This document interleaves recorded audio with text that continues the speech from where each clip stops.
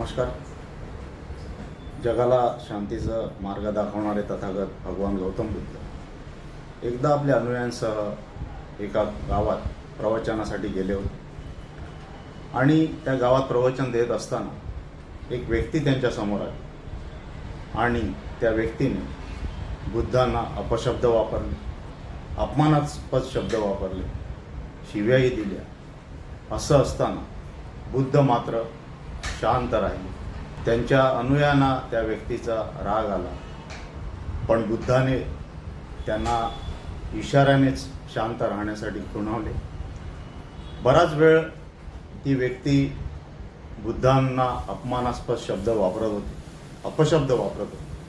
बुद्ध मात्र शांत चित्तेने हे सगळं ऐकत होते, कुठली प्रतिक्रिया त्यावर देत नव्हते.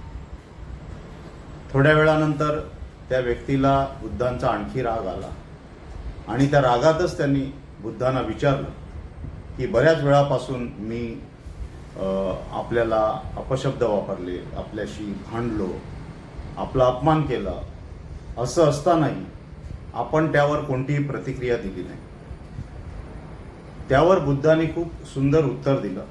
बुद्धांनी त्या व्यक्तीला प्रश्न विचारला की समजा एखाद्या व्यक्तीने तुम्हाला भेटवस्तू दिली आणि ती भेटवस्तू जर का तुम्ही स्वीकारली नाही तर ती भेटवस्तू कोणाकडे राहील?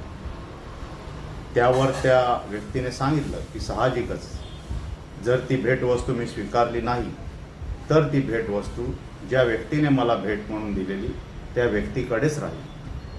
बुद्धाने म्हटलं मीही तेच केलं. मगासपासून तुम्ही जे जे मला दिलं, अपमानास्पद शब्द दिले, अपशब्द वापरले, याचा मी स्वीकार केलेला नाही.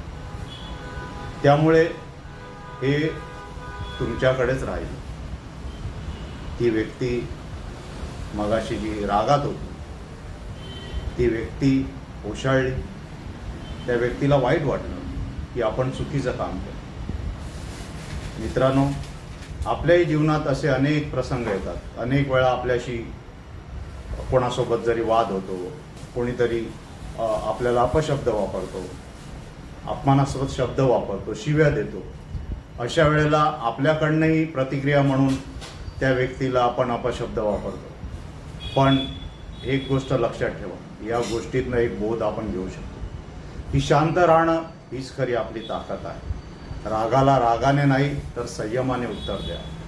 आपल्या मनाची शांतता आपल्या हातात आहे. संयम खूप महत्त्वाचा आहे. सबस्क्राईब करा आणि लाईक करा. धन्यवाद.